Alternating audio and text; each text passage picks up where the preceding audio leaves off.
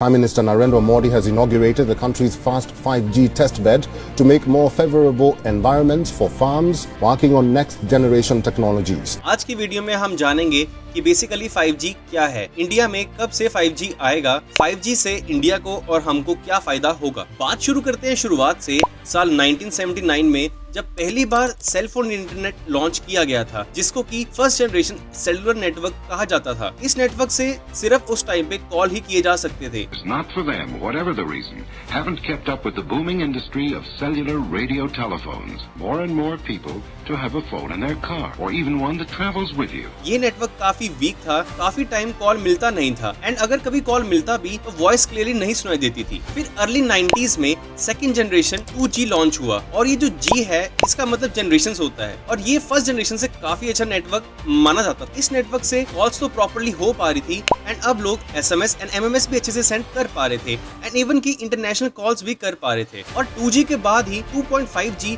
And 2.7G भी launch किया गया, पर ये इतने ग्रैंड स्केल पर लॉन्च नहीं किया गया था एंड उस टाइम पर ये 2G से 3G के बीच में गैप फिल करने के लिए लॉन्च किया गया था। फिर 10 सालों के बाद 2001 में 3G लॉन्च हुआ और ये पहली बार वायरलेस टेक्नोलॉजी पर बनाया गया था एंड इसमें काफी सारे न्यू फीचर्स भी लॉन्च किए गए, जैसे कि web browsing, emailing, video downloading, ये सब 3G के साथ आया। 2G की तरह ही 3G में भी 3.5 एंड 3.75 इंटरनेट भी लॉन्च किया गया था। फिर साल 2009 में पहली बार 4G लॉन्च हुआ, आज भी हम उसको यूज करते हैं। 4G ने इंटरनेट की स्पीड ड्रास्टिकली चेंज कर दी एंड बहुत से न्यू फीचर्स भी जनरेट किए, जैसे कि अब हम सब अपने टीवी पर आराम से HD मूवीज या शो देख सकते हैं या आराम से कोई भी HD मूवी को डाउनलोड कर सकते हैं। वीडियो बफरिंग का टाइम भी काफी कम हो गया है। ये सब एक नॉर्मल पर्सन को तो काफी अच्छे फीचर्स देती है एंड साथ ही इंडियन इकोनॉमी में भी इसका काफी बड़ा योगदान रहा है एंड इवन की काफी सेक्टर्स जैसे कि agriculture sector, educational sector, medical sector, technology sector में भी 4G के कारण काफी अच्छी ग्रोथ हुई है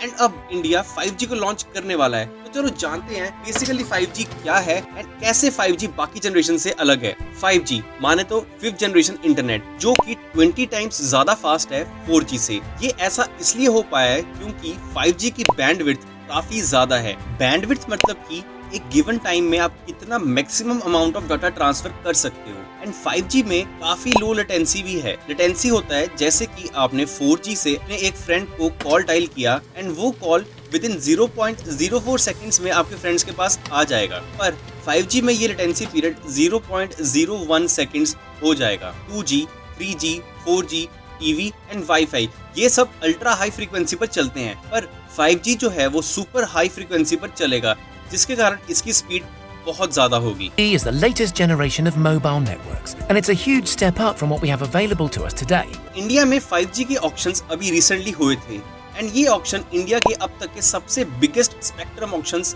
माने जाते हैं, जिसमें कि जियो ने सबसे ज्यादा स्पेक्ट्रम बिड किए हैं फॉर 88,078 करोड़ एंड उसके बाद आते हैं एयरटेल, जिन्होंने 43,084 करोड़ के स्पेक्ट्रम बाई किए हैं।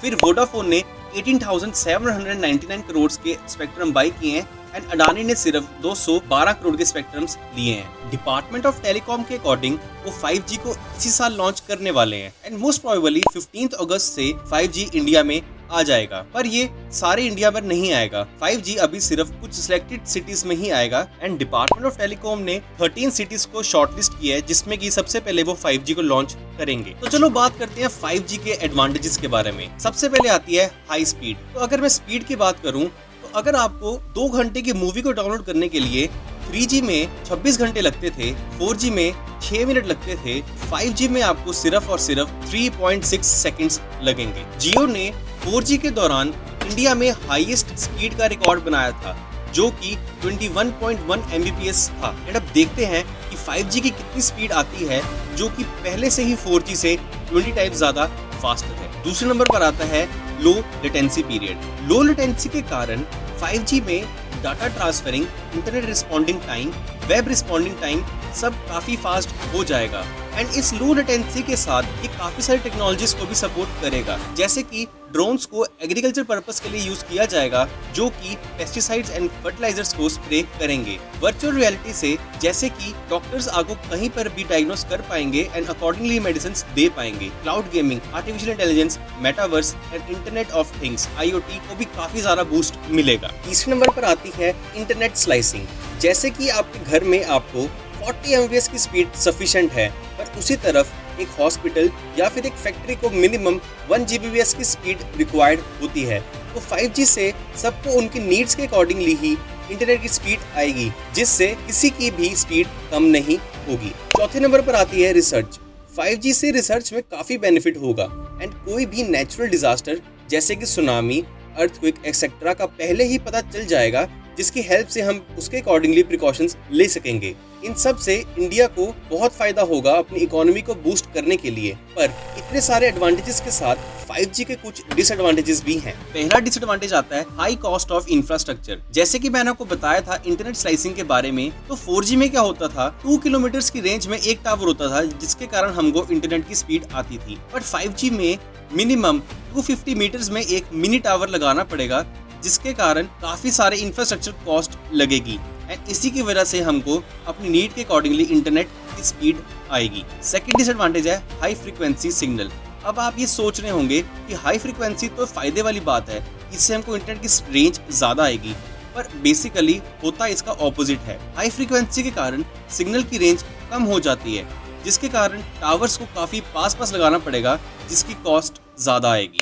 थर्ड डिसएडवांटेज है old devices to be replaced. आपको अपने पुराने मोबाइल फोन्स को रिप्लेस करना पड़ेगा, क्योंकि वो 5G इंटरनेट को सपोर्ट नहीं करते हैं एंड उसी के साथ इतने हाई स्पीड इंटरनेट के कारण आपके मोबाइल फोन्स की बैटरी भी जल्दी ड्रेन हो जाएगी, तो आपको अपने मोबाइल फोन्स को बार बार रिचार्ज करना पड़ेगा। फोर्थ डिसएडवांटेज है कि 5G की डाउनलोडिंग स्पीड तो काफी अच्छी होगी, पर इसकी अपलोडिंग स्पीड थोड़ी कम होगी अगर हम इसको कंपेयर करेंगे 4G से। तो बस यार, ये सब था 5G के बारे में। तो अगर आपको वीडियो इन्फॉर्मेटिव लगा हो तो वीडियो को लाइक करना एंड चैनल को सब्सक्राइब करना।